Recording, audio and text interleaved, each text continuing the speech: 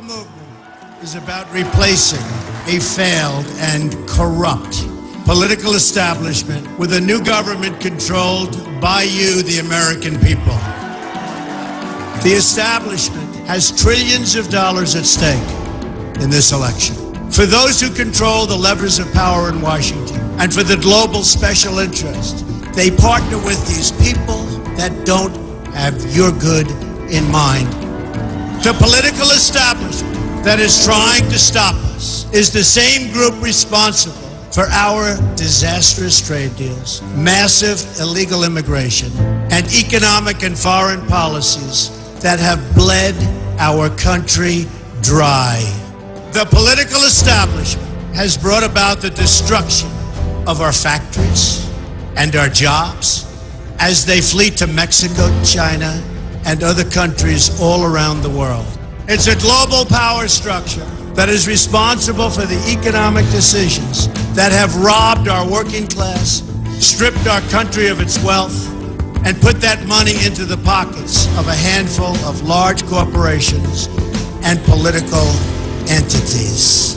The only thing that can stop this corrupt machine is you. The only force strong enough to save our country is us.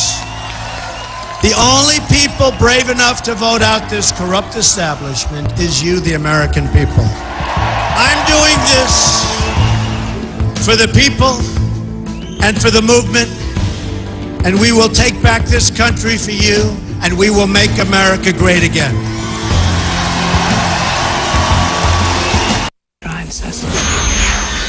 What is the Matrix? The Matrix is the world that has been pulled over your eyes to blind you from the truth. Hello, welcome back to Inform New Hampshire. Today is February 13th, 2019. My name is Rich Merritt, your host. Pat Murphy is also hosting the show today. First thing I want to start off with is to ask President Trump to pardon Jerry DeLemus and Greg Burleson, please. I say it every week, so I don't want to go into too much detail, but they're innocent men, so please pardon them. Secondly, I'd like you to turn to the the National Liberty Alliance.org website and help them out in terms of getting these books out to the sheriffs so we can educate these people. Believe me, I was visited by a sheriff a couple of weeks ago, and I can tell you, they're clueless. They haven't a clue about the law. Anyway, please help them out. Sign up as a member. If you can donate some money to pay for these books and the mailings, do that. If you can help with your time, anything you can do would be appreciated. We'll start off the show. We're going to show a clip, and we're going to comment on it. We got two very short clips. I think each one is a minute, minute and a half long, that's all. But I'd like to show them and then comment on them if we could, please. New York Governor Andrew Cuomo and former Secretary of State Hillary Clinton say they want to make abortion a constitutional right in the state. They made the announcement at Barnard College Monday. The audience cheered as Clinton talked about women's equality. Yes, it is an economic issue, but more than that, it's an issue of fairness, equality, justice, and opportunity. I fiercely believe, as I said more than 2 decades ago, that human rights are women's rights and women's rights are human rights.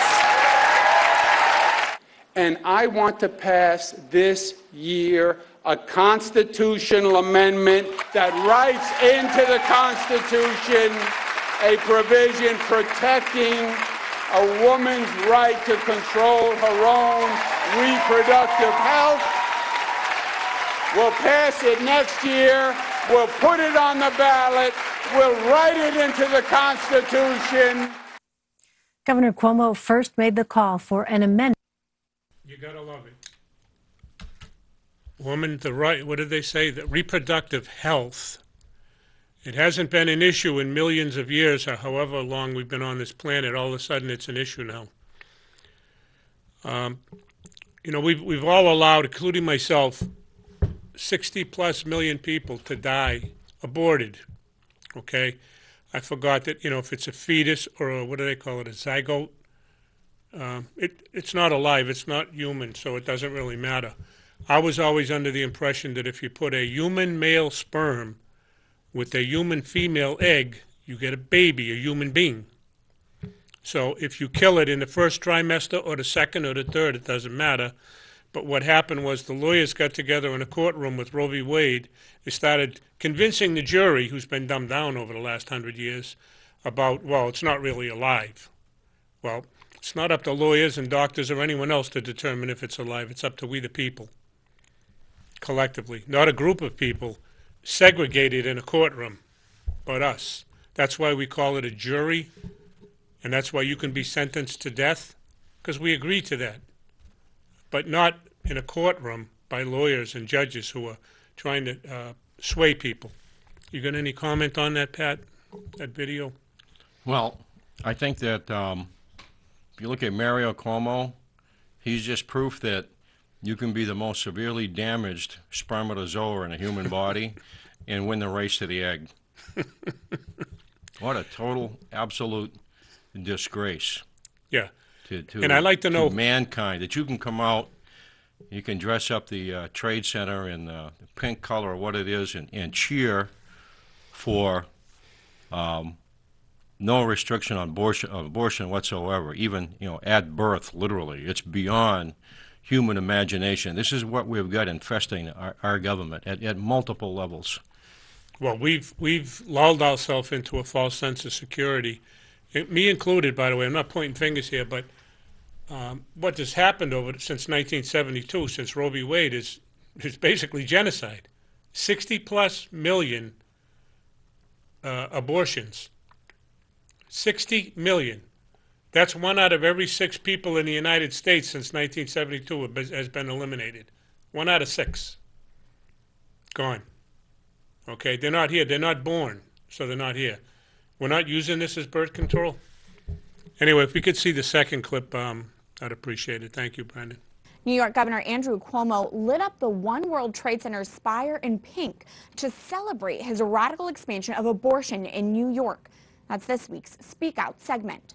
On the 46th anniversary of Roe v. Wade, the Supreme Court decision that legalized abortion nationwide, state lawmakers in New York approved a law permitting abortion in the state for any reason until the 24th week of pregnancy and then up until birth to protect, quote, the life and health of the mother. Cuomo applauded the legislation and marked the occasion by lighting the spire of the One World Trade Center pink to celebrate. The fact Governor Cuomo used the One World Trade Center as a symbol of his abortion law is abhorrent. The One World Trade Center commemorates the thousands of lives lost on 9/11. But Cuomo is using the tallest building in the Western Hemisphere to sink to a new low by using it to celebrate the countless number of lives that will be lost to this extreme abortion law.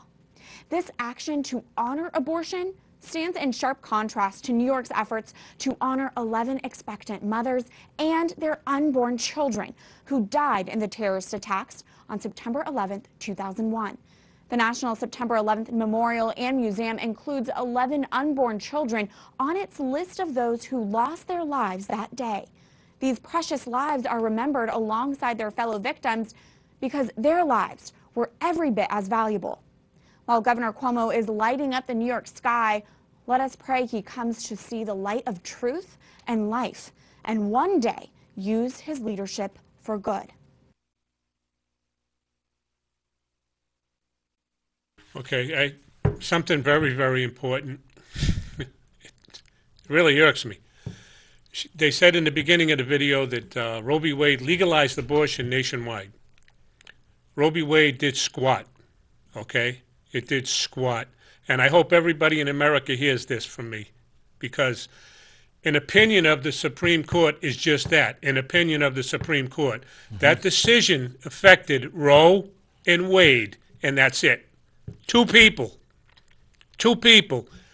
They don't make the law. We the people do. This is the state and federal constitution. On the state constitution, okay, the people make the law. It was adopted by them, it's common law. On the federal constitution, which this is half the book, all right, the states make the law when it comes to the U.S. Constitution.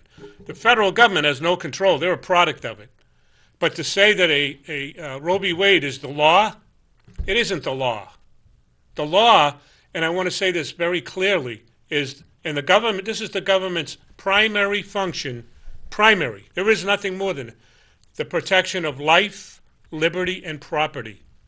Okay? My children are my property, and their lives, if they're minors, are also mine. So they're supposed to be protecting it, not advocating it like this piece of scat in New York, Cuomo. We're going to have abortion. We're going to put it in the Constitution. It's okay to kill people. Bullshit. Like That's all I want to say. like father, like son, the fruit doesn't fall too far from the tree. Think about 1984, where Cuomo Sr. was at, I think, Notre Dame, and just a long list of losers they had speak out there. But he came out, and he supposedly, I'm a Catholic. Oh, yeah. And he argued the point that he says, well, I personally am against abortion because it goes against my conscience.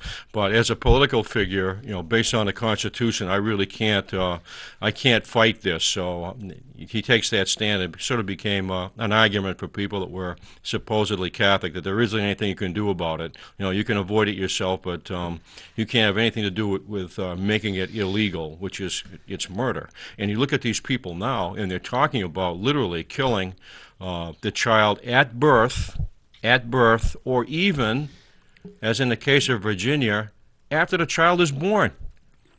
This guy Northrop, whatever his name was, yeah. I can't believe it, and he was a pediatrician, is saying that, the child is born, then we'd make it as comfortable as possible, and then have a discussion between the doctors and the parents. I mean, I don't know what they're going to discuss. What are they going to discuss? Giving a kid a blindfold and a cigarette? I mean, it's just absurd. They're doing stuff that you couldn't do in Germany, even after the Second World War began in 1939. They kept their killing and their plan to kill secret in a thing called T4. They had been sterilizing people since 1933.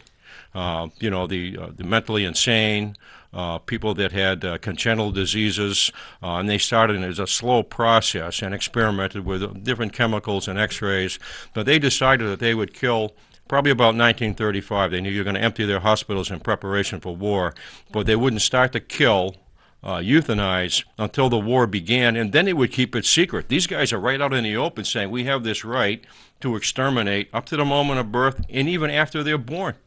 It's insanity. You know, you saw that thing in the State of the Union speech, and you got this, the Democratic Party, a good portion of them all dressed in white, celebrating women's rights and the suffragettes. Those aren't suffragettes jackets. Those are Dr. Mengele coats. Sick stuff, I'll tell you. Well, sick, it's true, sick Pat. stuff. It is sick. It's so sick. It's It is so, and you know something, I'll tell you this, the churches used to take a stand against this for the longest time. They did in Germany. It's one of the reasons when they discovered euthanasia was going on, Archbishop Galen from Munster had an enormous effect on that they had to shut it down and then do it, and find another fashion in which to do it, which they did because they continued it throughout the war, but they put a great dent in it. We watched Timothy Dolan, Archbishop Dolan from New York, go on TV, and it might have been on Fox, and he spoke on the issue, and I'm not too enthusiastic about him really representing the Catholic faith as it should be, but he said it was ghastly, and it was grotesque, and it was something else with a G. It was an alliteration, and I said to myself, I was waiting for him to tell what it truly was, that one word that he should have said, which would have been in accordance with the Catholics' deposit of faith, that it was evil. And he never came to the point where to say that it's an absolute evil, which it is. It's beyond that. It's beyond that. When you start talking about killing the baby after birth, you know, we're gonna talk about that. That's on the table. I got an idea. Why don't we just legalize killing? Anybody and everybody. We can have a blast, you know, it'd be real fun, right? Killing one another. I mean, what are we turning into in this goddamn country? Excuse me, but they're normalizing violence. When we were kids, back about '69, there was a guy named Dr. Richard Day, and he said, well, what's happening in the country? You're going to see a wave through the media of graphic violence and sex and they're going to take this country and they're going to turn it on its head, a whole generation of people. And what's happening is they're becoming numb to this, and they're creating enemies by doing it. Yeah, well, people I don't think people realize that it's happening because it's been so subtle and over time. It's not like, yesterday we were here and now we're here. It's been going on for a long time. We get desensitized to all of this stuff. We really do. When Kennedy was assassinated, everybody wanted answers. We didn't get them. 50 years later, we're getting answers that our own government was in on it. But do we care? Nope, not a big deal. Move on. Nothing to see here. I think a lot of the failure to response is a product of the horrific job done in education and the fact that you have secular institutions that produce a narrowed focus on the human being, what the human being is, what human capacity is. And it's gone on for so long. If you notice that one individual, that representative by the name of Tron, that was queried on her bill for abortion at any point. The next day after that, she introduced a bill that dealt with the protection of endangered species, some sort of an insect and a butterfly. And people would say, isn't that unusual? But I tend to think that it was intentional, and that what they're saying is you're pushing forward what you had in Agenda 21 and Agenda 2030, that from here on in, it's a biocentric system, that the human being has no elevation at this point. They're brought down to the level or below animal and insect life, and in fact, in a lot of cases, are in the way. What you're being taught in some cases through Agenda 21. So you can see all of these things. They tend to get locked in together. Yeah. Hey, Pat informed me about something a little bit earlier that I wasn't aware of, so I'd like him to make you aware of it too, and that is the second Bill of Rights. If you care to talk about that now, Pat, I think it was very interesting. Well, it's only when you get into terminology and semantics and liberals in the left and people really they haven't spent an adequate amount of time really defining and understanding them. But if you take a liberal, in Europe it means one thing. In England it's equated with laissez-faire and hands-off government, etc. When you look at liberal in this country, the reality is a lot of those people, they're not bad people at all, and they actually have some ideas that are in conjunction very much with conservatives, but they would use the state, they would use a lot of government to achieve that. When you get to the left, the extreme left, you get different people involved here. You've got people they're destructive, they're enamored with power over people, over dominating people. It's an entirely different thing, and they will disguise themselves. FDR was a leftist, and I mentioned in the 30, about 1944, State of the Union speech, January 11th, he came out with what's called the Second Bill of Rights. You see a lot of that today, where you're going to be guaranteed a home, you're going to be guaranteed a job, you're going to be guaranteed a living wage, you're going to be guaranteed unemployment insurance. And it's just part of this whole thing we tend to look at the 1960s as a changing point, but a lot of this goes way back actually to the 20s and the 30s, and it's kind of an interim with the Second World War, and then it continues on throughout the 60s and takes off like crazy. So now, I don't know if you know the answer to this, but did he also guarantee an ounce of lead if you didn't comply with the other regulations? Because it sounds like that might be the case. That's the whole thing. That's what you call positive law, versus our Constitution, the original Constitution, the organic Constitution it holds the government in check. It restricts them from doing these things. It gives them a minimal amount of power. And that's the difference, is that the positivist holds that whoever is duly elected and is in office, whatever they pass, if they think it's in the interest of the people, it's the law. It has force. And that's what's happened to us to a great degree. We had that episode with the Assistant Attorney General Whitaker, where he was criticized on television on talking about the Supremacy Clause and how the federal law is not supreme. And he was criticized for that. But the reality is, he's right. What he was saying was the Constitution is the final arbiter. The Constitution is supreme. And something that goes through the legal system, if it's against the Constitution, it has no force. It is unconstitutional.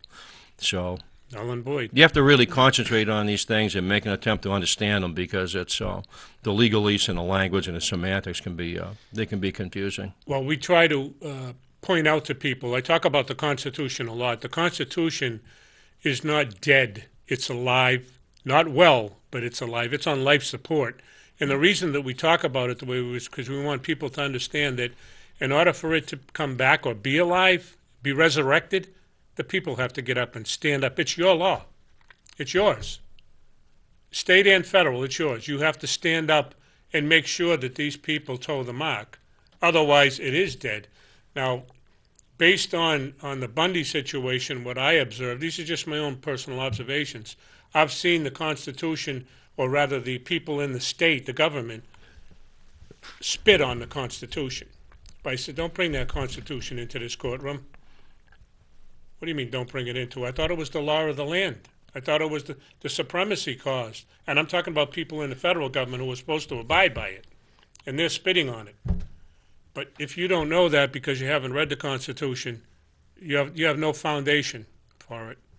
I smell a rat with this whole thing. I smell a big, furry, stinky, cheese-eating rat with a big, long tail with this whole thing. When you have that many states now, and these individuals that are pushing for these late-term, these abortions at birth or even after birth, that it's such an obviously violent act that it's going to occur. It's going to cause a response to that. And I'm wondering if that's not an attempt to actually start a civil conflict. You look at that in conjunction with these so-called red flag laws, where the police all of a sudden, with simply a phone call from an anonymous individual, ex parte, with that individual, the individual being accused has nothing to say, and then their home is raided 4 o'clock in the morning or 10 o'clock at night.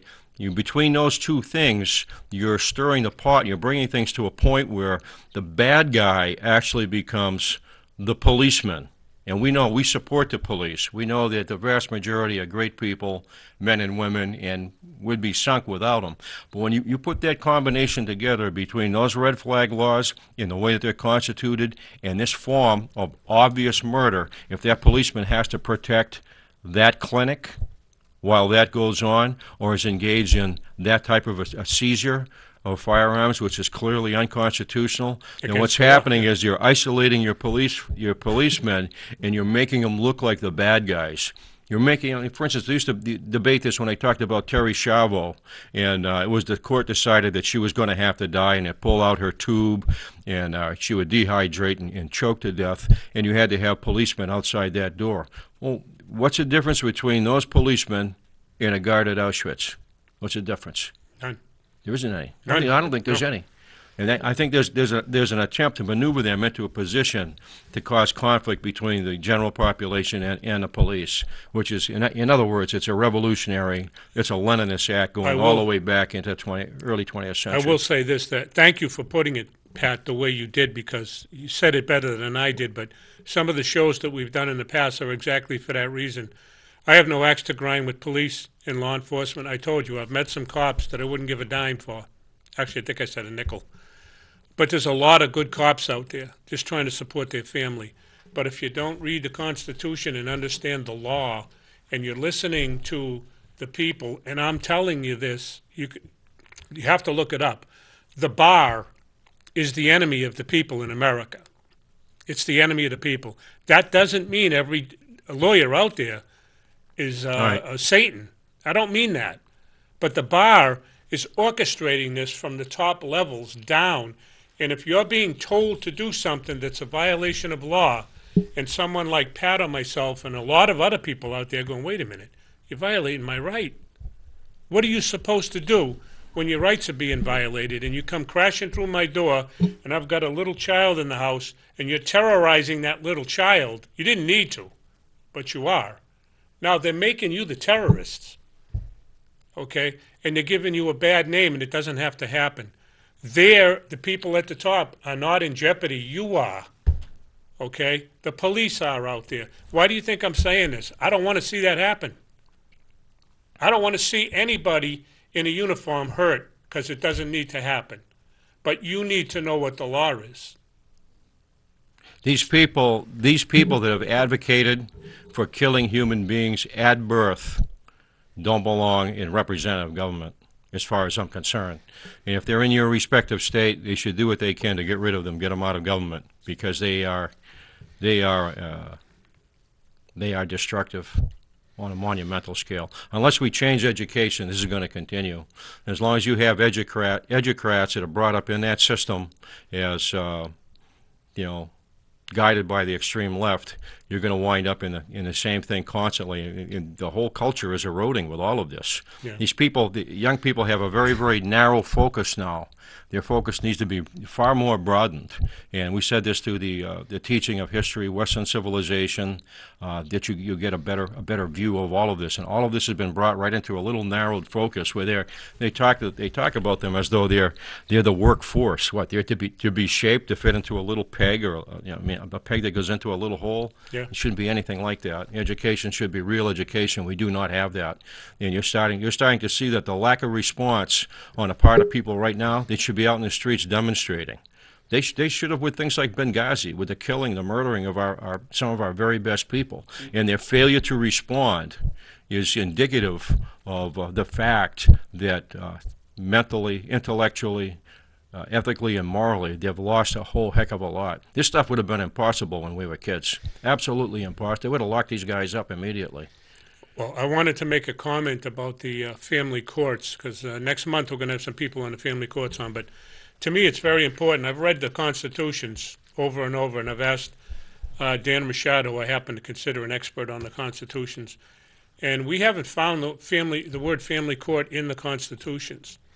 The family court is a fabrication of the bar here in New Hampshire and in other states around the country too. That fabrication is not law, because lawyers in the bar don't make law. We the people do here in New Hampshire. All right, the legislature doesn't either, but as long as people say, hey, you're crazy, you don't know what you're talking about, and you can't read Article 5, Part 2 of the state constitution that clearly says the legislature makes laws for the state, for the government, in codes and statutes and all this other. They make it for the government, not for us. If it's in compliance with the Constitution, they can, but it's restricted in there. The whole point is this. You have to read the Constitution and understand what the law says. If you don't do that, then how do you know, how can you take an oath if you're a police officer? How can you take an oath to uphold and defend this book if you've never read it? I mean, it's like War and Peace and, I don't know, the Constitution. You can't do it. Anyway, you got any closing thoughts? We got about less than a minute. No, left. just the parents have to get together. They have to demand input into education. This whole system has to change. The schools have to be smaller. They have to be local. And their education has to consist of something with an understanding of Western civilization. Like I've said in the past, comparative revolutionary histories. They need to understand themselves, this nation, etc., how it's set apart. In its whole history, its whole system, or you're going to be lost. You're going to be lost.